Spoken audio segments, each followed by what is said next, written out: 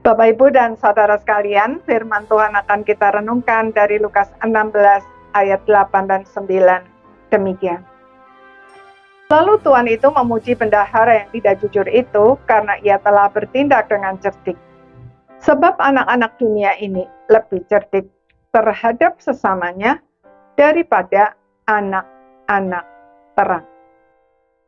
Dan aku berkata kepadamu, ikatlah persahabatan dengan mempergunakan mamon yang tidak jujur, supaya jika mamon itu tidak dapat menolong lagi, kamu diterima dalam kemah abadi.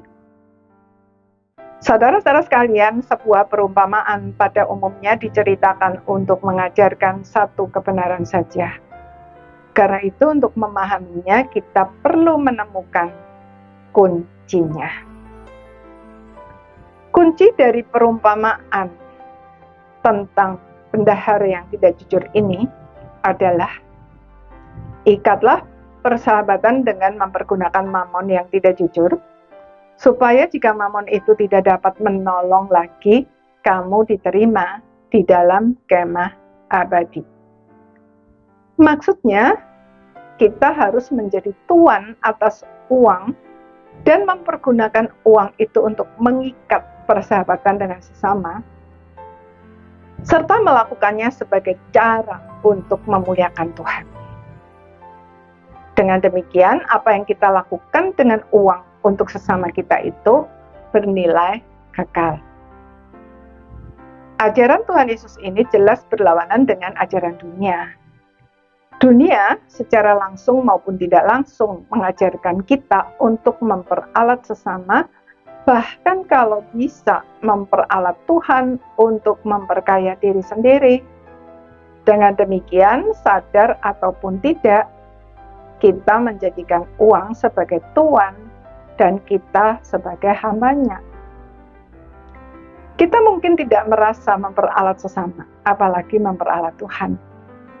Tetapi jika fokus kita ada pada diri kita sendiri, seperti bendahara dalam perumpamaan ini, maka apa yang kita lakukan tidak bernilai kekal. Tuan dalam perumpamaan ini memuji hambanya bukan karena ketidakjujurannya. Ia tetap dipecat karena tidak jujur. Tetapi ia dipuji karena ia telah bersikap cerdik terhadap sesamanya. Ketika tahu akan dipecat, ia memanggil semua orang yang berhutang kepada tuannya itu dan mengurangi catatan hutang mereka. Sehingga ketika ia dipecat, ada banyak orang yang mau menolongnya.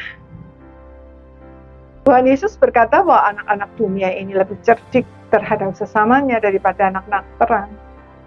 Sayangnya, kecerdikan mereka tidak dibarengi dengan ketulusan hati, sehingga tidak bernilai kekal.